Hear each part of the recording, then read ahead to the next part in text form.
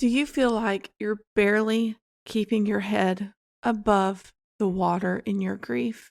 Like no matter what you do, the waves keep crashing and hitting you, and you're sinking deeper and deeper.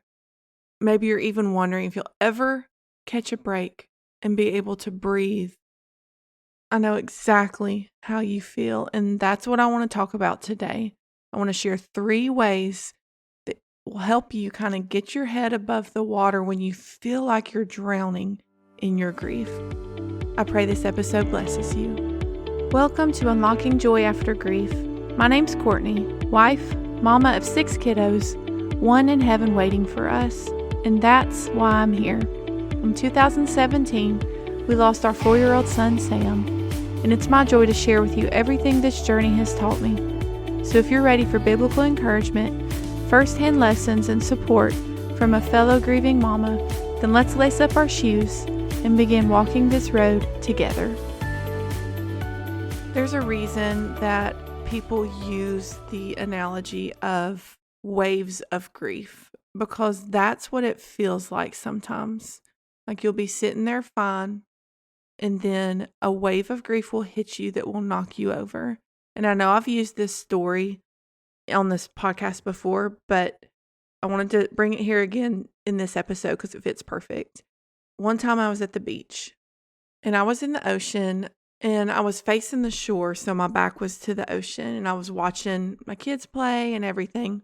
And a wave came from behind me, and I didn't see it because my back was to it. And it hit me and it knocked me over out of nowhere. That's what waves of grief do. You're sitting there, you're fine, and then something will happen. You'll see something that makes you think of your child. You'll hear a song. You'll see something on TV. I remember one time I was fixing a hot dog, and I was cutting the hot dog, and I was like, Sam loved hot dogs, and bam, that wave of grief hit me and knocked me down out of nowhere.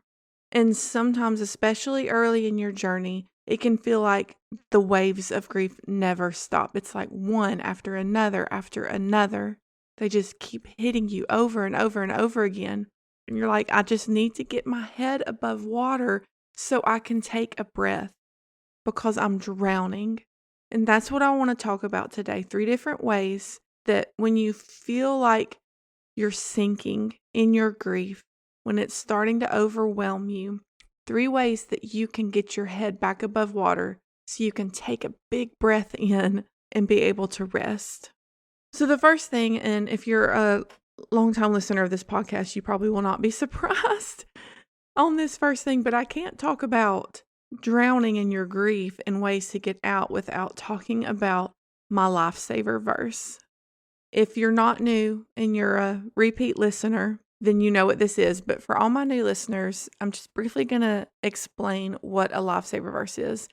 And when I first started this podcast, I didn't have that phrase. I just called it a Bible verse. But then as I kept putting out episodes and talking about it, that term came to me because a lifesaver verse is a Bible verse that you can use, that every time a wave of grief hits, you use this verse to keep you from drowning.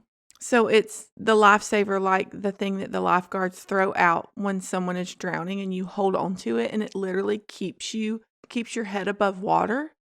That's what this verse does. So you find your verse, and when a wave of grief hits, you feel like you're sinking in that grief, and it's overwhelming your mind, your heart. You can't see your way out of it. This verse will pull you out of that grief. And so what you do is you find your verse, and then when that wave of grief hits, you just repeat it over and over and over again. And slowly it will start bringing you up to where you're not being overwhelmed by that grief. It'll bring your head above water where you can take a big deep breath and feel like you're gaining control over that wave of grief that hit. You might already know your lifesaver verse or one that you could use, but if not, I have a free printable for you that lists a bunch of different verses that you could pick for your verse, and just read through them, see which one sticks out to you, and then just use that verse. I have an entire episode on how to use this verse in your grief that goes a lot deeper into what you can do, how you can use it. So I'll make sure it's linked in the description of this episode. So if you're interested in diving deeper into how to use this verse in your grief, go listen to that episode, download that freebie, and you'll be set. Okay, so second thing that you can do when you start feeling overwhelmed by your grief is change your scenery. So wherever that wave of grief hit you, go somewhere else. Sometimes simply moving locations will be enough to kind of get your head above water. So let's say you're at home when the wave of grief hits. Put on your shoes, go walk outside. I also have an episode about how walking outside can play a big role in your healing journey. And I'll also link that in the episode if you're interested in diving more into that topic. And same if you're at work and that wave of grief hits, just take a little break, go step outside, take some big deep breaths in, look at the birds, look at the trees, say your lifesaver verse. If you're in a crowded area, like if you're at church or you're out to eat with some friends, something like that, step outside of the building, step outside of the restaurant, take a big deep breath again, repeat your lifesaver verse. And sometimes wherever you're at, you just need to actually physically get in your car and leave. You could, if you're at home, you could load your kids in the car, take them to the park, take them to McDonald's. I did that a lot in the earlier part of my journey. My oldest son was in public school, but I homeschooled my two younger. And so I would put them in the car and we would go pack our school stuff. We'd go McDonald's, we'd go to the park and do our school outside of the house. I did that a lot in my early parts of my grief journey because I just needed to get out. So sometimes simply just changing the location that you're at will be enough to help pull you out of that grief. And the last thing that kind of goes with point number 2, but is to distract yourself. Distractions are key in making it through. Normally, distractions are not good. They're not something that most people recommend. But in our grief, distracting yourself, I believe, is how you can make it through. Again, especially in those earlier days of your grief, when that grief is new and raw and very deep and painful, distracting yourself can help you make it through. Because let's look at it this way. If that wave of grief hits and you just sit in it, what's going to happen? That grief is going to overtake you. It's going to overwhelm you. It's so powerful and so deep and so painful. There's no way we can make it through. That's why I continually say, fall back on Jesus, fall back on the strength of Jesus. He can carry you through because he can, and we can't do it on our own strength. There's no way. And so if that wave of grief hits and you just sit there and sit in it, it's going to overtake you. It's going to overwhelm you. And so instead of just sitting there in it, number 1, you acknowledge the emotion. I know I've talked about this too, because I don't want to discount that. I'm not saying don't ever feel the emotion. Just always distract yourself, because it is important to feel that emotion, but we don't want to sit in that emotion. So we recognize the emotion. We allow ourselves to feel it. Then we need to move out of it, because if you camp out in your sadness, you camp out in whatever emotion it is, then you'll start growing bitter, depressed, and it's really hard to get out of that. We feel it, but we need to allow ourselves to feel it. But a way that you can keep from camping out in that emotion, one of the ways is to distract yourself. I have an entire episode on the power of distractions in your grief journey that I'll link in the description of this episode. If this is something you want to dive deeper into, that episode would be great for you to listen to. I give ideas of things that you can do to distract yourself to make it through.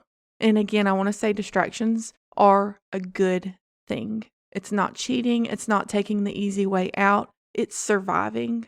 Everyone who made these rules, it doesn't apply to us after we've lost our child. I know it can feel when those waves of grief hit, like, how am I going to make it through? How am I going to do this? How am I going to make it through the rest of my life without my child? And it's so hard, friends. It's so hard. At the time of this recording, I'm about 7.5 years into my grief journey, and I still have waves of grief that hit me. Just yesterday, I had one hit me. And so it can be very overwhelming thinking of the rest of our life without our child. But I want to encourage you. Number one, the more you walk with Jesus, the more you allow him to heal your heart, the waves of grief and the pain that hits, it's not as sharp and breathtaking as it is in the beginning. It's more of like a dull pain than a sharp pain, if that makes sense. So I do want to encourage you with that yes, it is something that you're going to have to work through and experience for the rest of your life until we get to heaven and see our child again. But the more Jesus heals your heart and the further along you get in your journey, the waves of grief change in how you feel them. So I do want to encourage you with that. And also, you do not have to walk this grief journey by yourself. It says the Lord is close to the brokenhearted. And I know that verse is true because I have felt it. He has walked with me every step. I have never felt him as close as I did after I lost Sam. And he's still with me. He's strong enough to carry you. His strength never ends. He never gets tired. He never grows weary. He's not scared to sit with you in the messiness of your grief, all the emotions that you're feeling. He's not scared. He will sit with you. He's so faithful. He will pick up every piece of your heart and put it back together. So if you stay with him, rely on him, call on him every time that these waves of grief hit, you're going to make it through. And you know how I know it? Because I made it through. And it wasn't because of me. It wasn't because I was so strong, but it's because I knew where my strength came from. Just like you know where your strength comes from. And Jesus will be with you just like he was with me and still is. And he will walk with you every step. I'll see you next week. Love you, friend. Hi, Mama. I hope this episode blessed you. If so, would you mind sharing it with a fellow grieving mama who may need some encouragement on her grief journey? Also, please take 30 seconds and leave a rating and a written review wherever you listen to this episode. Reading your reviews brings so much joy to my heart, and I love connecting with you in that way. All right, I'll see you here next Thursday for another episode. Love you, friend.